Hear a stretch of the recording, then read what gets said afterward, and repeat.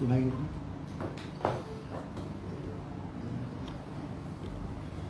हो समोर बसू.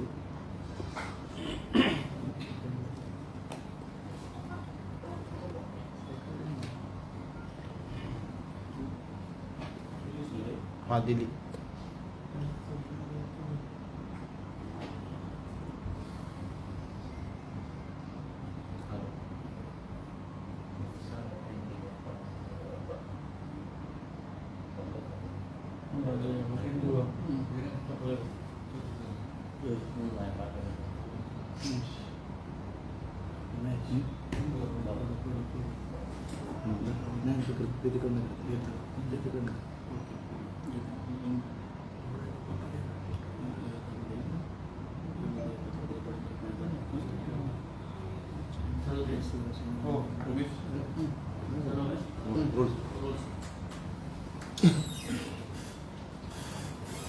दोन मिनिट.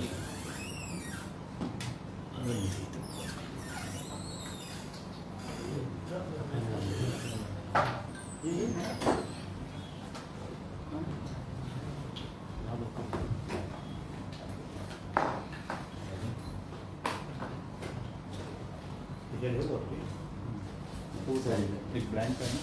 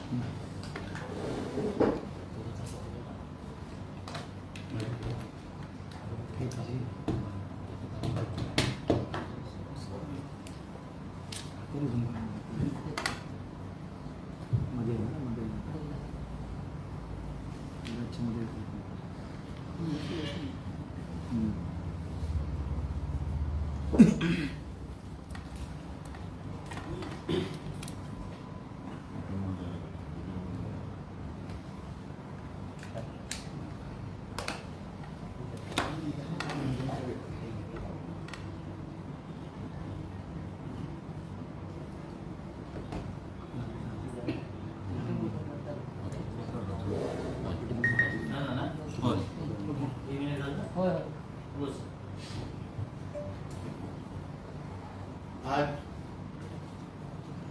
1 मे महाराष्ट्र दिवस, महाराष्ट्राची स्थापना आपण महाराष्ट्राचा प्रत्येक नागरिक आज साजरा करत आहे. त्याचबरोबर आज कामगार दिवसही आहे. म्हणून मी माझ्या सगळ्या कामगार बंधू भगिनींना मी मनापासून त्यांच्यासाठी शुभेच्छा देतो. आज आमच्या सिंधुदुर्गाचाही स्थापना दिवस आहे. माझ्या सगळ्या सिंधुदुर्ग वासियांना पण या निमित्ताने मनापासून शुभेच्छा देतो. आणि आजच्या दिवशी काल रात्री मुंबईला संयुक्त महाराष्ट्रासाठी ज्यांनी आपलं बलिदान दिलं, तिथे उद्धव ठाकरेंनी जाऊन अभिवादन केलं. ज्या नेहरूंनी पंतप्रधान असताना या पूर्ण लढ्याला विरोध केला, संयुक्त महाराष्ट्राच्या लढ्याला विरोध केला, असंख्य मराठी माणसांच्या जे जीवावर उठलेले, त्या नेहरूंच्या गांधींच्या मांडीवर बसणारे हेच उद्धव ठाकरे आणि संजय राजाराम राऊत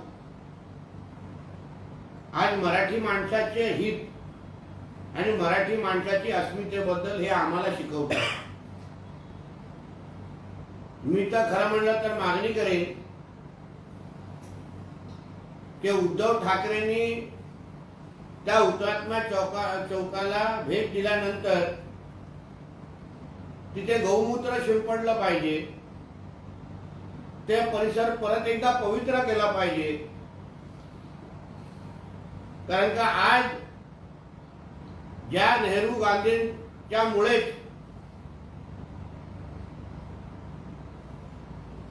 तो संघर्ष झाला, त्यांच्या बरोबर मांडीला मांडी लावणारे 10 जनपद मध्ये आमची मम्मी बसते असं बोलणारे, त्यांच्याकडून जेव्हा अभिवादन केलं जातं तेव्हा तिकडे तो परिसर पवित्र केलाच पाहिजे असं मला म्हणणं आहे.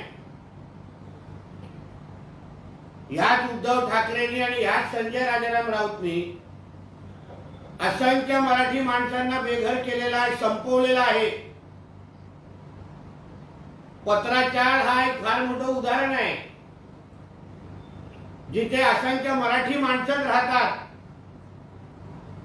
ज्यामुळे ह्याचे जवळचे ह्याचे निकटवर्गीय ह्याचे नातेवाईक आज जेलमध्ये जात आहेत, ईडीच्या कारवाई सुरू आहेत.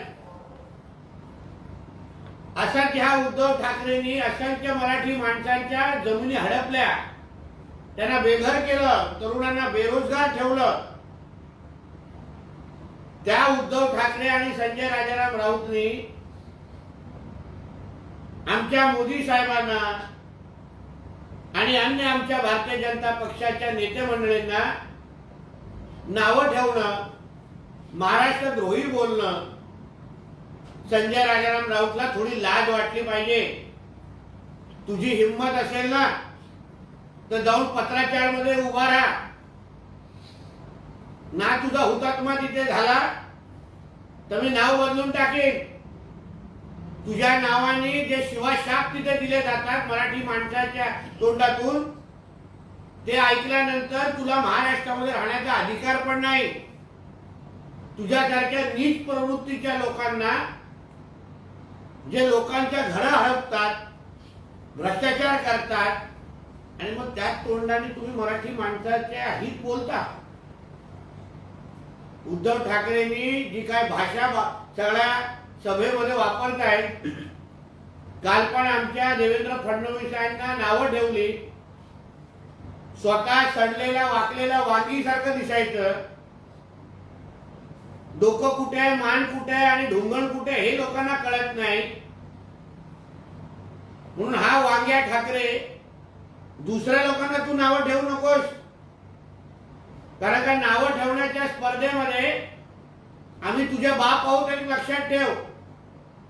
म्हणून परत अगर आमच्या फडणवीस साहेबांना तू नावं ठेवत बसशील तर भर सभेमध्ये येऊन अशी नावं तुला मी दाखवीन की मग परत तोंड पण दाखवण्याच्या लायकीचा तू राहणार नाहीस. म्हणून जास्त तोंड वाजवण्याचं अगर कमी केलं तर बरं होईल.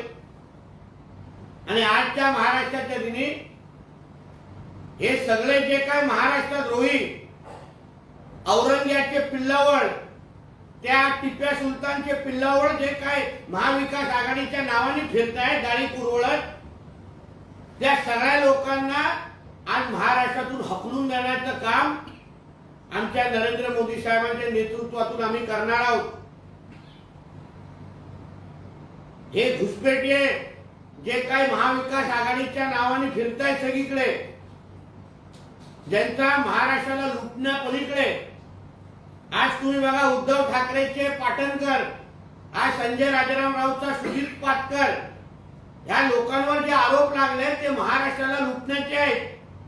एका बाजूला महाराष्ट्राची जनता कोविड मध्ये हुरपळत होती, तेव्हा हे भ्रष्टाचार करत होते, खिसे भरत होते आणि हे महाराष्ट्राच्या अस्मितेचे आणि मराठी माणसाचं नाव घेतात. आज मुंबई मधला मराठी माणसाचा टक्का कमी करण्याची सुपारी ह्या उद्धव ठाकरेंनी घेतली होती आणि त्या सुपारीच्या पैशावर हे मातोश्री 1 आणि मातोश्री 2 म्हणून टाकलेली आहे. उद्धव ठाकरे तो उत्पन्न फक्त सामना वृत्तपत्र आहे आणि सामना वृत्तपत्राच्या उत्पन्नावर हा 200 कोटीचं घर बांधतो. इथे मुंबईतला राहणारा मराठी माणूस आज कल्याण, डोंबिवली, मीरा रोड, नालासोपाराला राहायला गेलेला आहे आणि ह्याचं मातोश्रीचं 1 आणि मातोश्रीचं 2 कसं झालं? आम्ही ऐकलेलं लंडनचं घर कसं झालं? नंदकिशोर चतुर्वेदीकडे करोडाचा पैसा कसा आला? मग मुंबईतला राहणारा मराठी माणूस त्याच्या हाताला आज पण वडापाव का दिला जातो? तुझी मुलं बीफ सँडविचच्या शिवाय खात नाही. मोठ्या मोठ्या 5 स्टार मध्ये 20-20, 30-30, 1-1, 2-2 लाखाची दारूची बिलं करतात कोविडच्या काळामध्ये नाईट लाईफच्या नावाने. आणि मग तुम्ही मराठी माणसाच्या नावाने आम्हा लोकांना सुनावता. तुझा मालक आज मराठी माणसाचा टक्का कमी करण्याचा सर्वात मोठा जबाबदार कोण असेल तर हा उद्धव ठाकरे आहे. ज्या हिंदुहृदय सम्राट बाळासाहेब ठाकरेंनी मराठी माणसाची अस्मिता जपली, मोठी केली, मराठी माणसाकडे कोणी वाकड्या नजरेने पाहत नव्हतं, त्याच मराठी माणसाला मुंबईमधून हद्दपार करण्याचं काम याच उद्धव ठाकरेंनी केलेलं आहे. म्हणून तुम्ही आदरणीय नरेंद्र मोदी साहेब आणि अमित शाह साहेबांबद्दल बोलण्याची तुम्ही हिंमत करू नका. कारण का मग तुझा मालक जामनगर मध्ये जाऊन कुठे कुठे आपल्या कमरा हलवत होता ना, त्याचे फोटोग्राफ आणि व्हिडिओ मग आम्हाला दाखवायला लागेल. तेव्हा तुम्हाला गुजराती कुटुंबाबद्दल समाजाबद्दल आक्षेप वाटत नाही. तेव्हा तुम्हाला फुकटचं जेवण खायला भेटतं म्हणून सगळ्याच्या सगळं कुटुंब घेऊन तुझा मालक जातो. तेव्हा मग गुजराती मराठी हे सगळं दिसत नाही. म्हणून तेवढ्यातलं तेवढं संजय राजाराम राऊत सांगेन, लायकीत राहा, अवकाशीत राहा आणि थोबाड उघड. नाही का आम्ही अगर बोलायला गेलो ना तो तुला आणि तुझ्या मालकाला महाराष्ट्रामध्ये फिरता पण येणार नाही, हे लक्षात ठेव. बोला. आजच्या दिवशी गुजरात राज्याची पण निर्मिती झाली, त्यामुळे संजय राऊत यांनी गुजराती बांधवांना पण शुभेच्छा दिल्या आहेत. आणि त्यानंतर ते असं म्हणतायत की महाराष्ट्राच्या निर्मितीपासून अनेकांची व्यापाऱ्यांची वक्रदृष्टी या महाराष्ट्रावर आली, जी आज सुद्धा आहे. निश्चित आहे. कारण का मुंबईला मराठी माणसाबरोबर अन्य समाजाच्या लोकांनी पण घडवलं. आज मुंबईतला मराठी माणूस जेवढा महत्वाचा आहे जेवढी गुजराती माणूस पण तेवढाच महत्वाचा आहे. हे सगळ्या मराठी माणसांची भावना आहे. आणि संजय राजाराम राऊतला सांगेन, तुम्ही गुजराती समाजाच्या लोकांच्या पैशावर जगता. तुझा मालक बाहेरगावीचे दौरे काढतो, मुलांच्या गाड्या घेतो, घरातला एसी लावतो, घरातला किराणा मागवतो, मग गुजरातींना शिवाय कशाला घालता तुम्ही? उद्धव ठाकरेचे किती पार्टनर हे गुजराती आहेत ह्याची यादी मग एक दिवस जाहीर करायला लागेल महाराष्ट्र आणि मुंबईच्या समोर. मग जामनगर मध्ये कमरा हलवण्यासाठी कशाला जातात? मुंदी बदनाम होण्याच्या गाण्यावर व्हिडिओ टाकू शकतो आम्ही. मग दिल्लीवरून मोदी आणि शाह यांच्या स्वाऱ्या औरंगजेबाप्रमाणे महाराष्ट्रात होत आहेत आणि त्यांच्यापासून महाराष्ट्र रक्षण करण्याची जबाबदारी आपली सर्वांची असल्याचं संजय राऊत. मोदी साहेब आणि आदरणीय आमचे अमित शाह साहेब हे शिवरायांचे मावळे आहेत. आणि ह्या शिवरायांच्या मावळ्यांनी या औरंग्या आणि टिप्या सुलतानच्या टिप्याच्या पिल्लावरून महाराष्ट्र वाचवलं. नाहीतर हे लोकांनी आमच्या महाराष्ट्राला या औरंग्यांच्या पिल्लावरकडे विकून टाकलेलं. हे लोकांनी औरंगजेबाचं स्मारक पण महाविकास आघाडीच्या काळात बांधून टाकलं असतं, अशी ह्यांची अवस्था होती. म्हणून आम्हाला आदरणीय नरेंद्र मोदी साहेब आणि अमित शाह साहेबांचे महाराष्ट्राने आभार मानले पाहिजे. ह्याच दोघां शिवरायांच्या मावळ्यांनी आपल्या महाराष्ट्राला वाचवलं आणि म्हणूनच महाराष्ट्र अभिमानाने उभा आहे.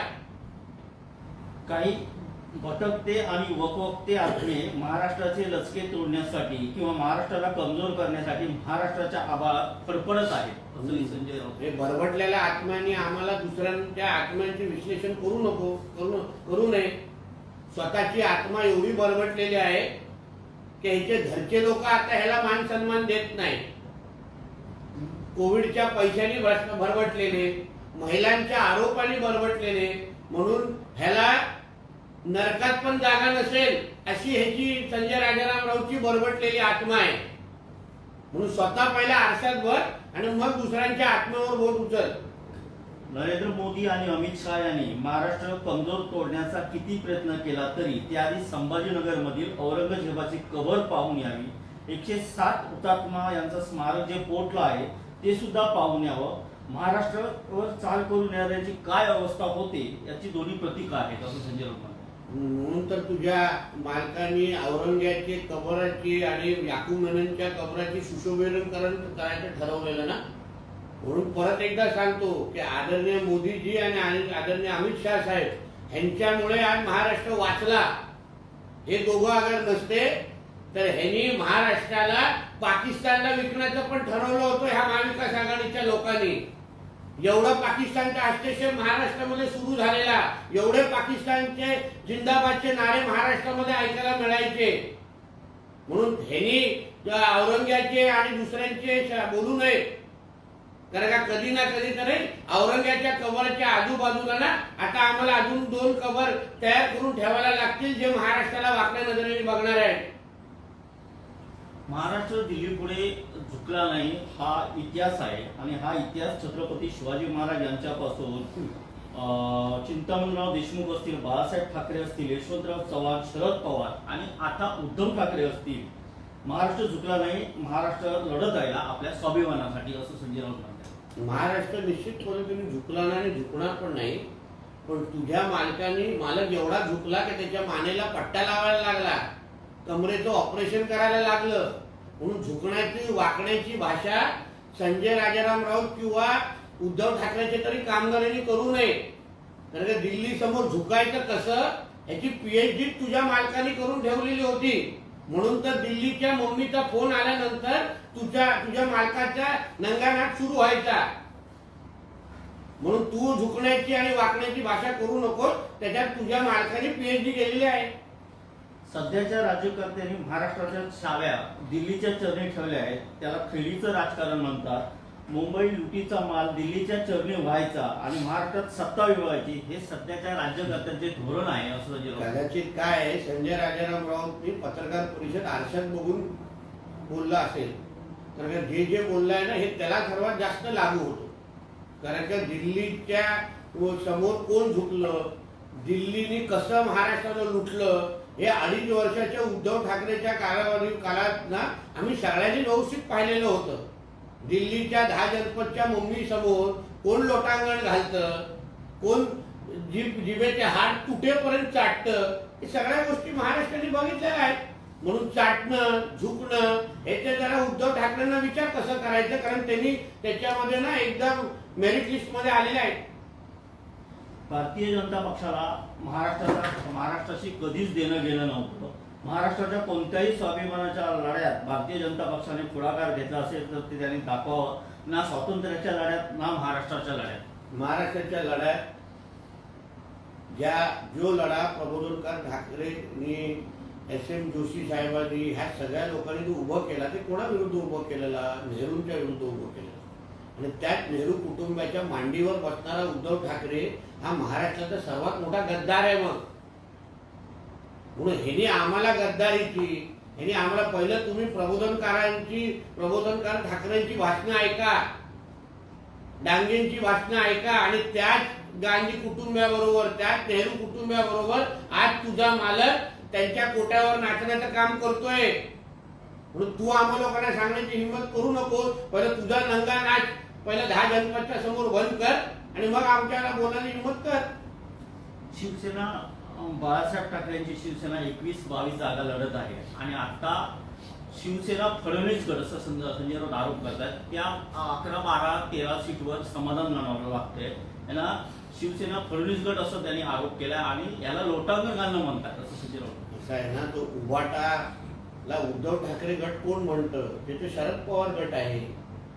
शरद पवारांची बी टीम म्हणजे ही उभाटा आहे. आणि 22 जागा लढवत असतील तरी पण त्यातल्या 2च जागा येणार आहेत किंवा चुकून 1च जागा येणार आहेत. आमच्या 12च्या 12 जागा, जेवढ्या जागा आदरणीय शिंदे साहेब लढवत आहेत त्या सगळ्याच्या सगळ्या जागेवर हिंदू हृदय सम्राट बाळासाहेब ठाकरेंचाच भगवा फडकणार एवढं मी ठाम विश्वासाने सांगू शकतो. अजित पवार यांनी दैवत बदललं आहे. 2024ला सरकार बदलेल, मोदी नसतील आणि परत त्यांना ईडीची नोटीस येईल तेव्हा त्यांनी परत दैवत बदललेलं असेल. हे मोबाईल देवतांच्या मागे असतात असं संजय राऊत म्हणतात. दैवत कसं बदलायचं याची चाटे ट्रेनिंग क्लासेसमध्ये संजय राजाराम राऊत त्याचा शिक्षक आहे. कारण का दैवत बदलण्यामध्ये PhD संजय राऊतनी फार चांगल्या पद्धतीने केलेली आहे.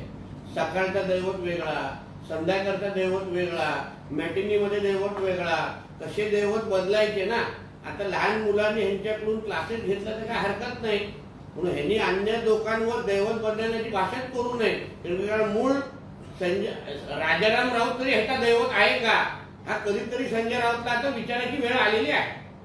सर, काल उद्धव ठाकरेंची एक सवाल आली त्या सभेत नरेंद्र मोदी यांचं नाव न घेता त्यांनी असं म्हटलंय की वखवकलेला आत्मा महाराष्ट्रात सगळीकडे फिरतोय. हा पण बरबटलेला आत्मा आहे, गलिच्छ आत्मा आहे. यांनी स्वतःच्या वडिलांची हाल अपेक्षा केली, आवलत केली, तसा वाया गेलेली ही घाण बरबटलेली शेण लागलेली आत्मा म्हणजे उद्धव ठाकरे. पण त्यांनी मोदीजींवर बोलू नये, कारण मोदीजींसारखी स्वच्छ आत्मा जिथे त्यांच्या पायावर नतमस्तक होऊन ह्याचा राजकीय उदय झाला, 14 आणि 19ला इथे खासदार निवडून आले, त्या आदरणीय मोदीजींनी ह्यांनी बोलावं. म्हणजे उद्धव ठाकरे सारखा मोठा नमक हराम हा महाराष्ट्राच्या इतिहासामध्ये सापडणार नाही.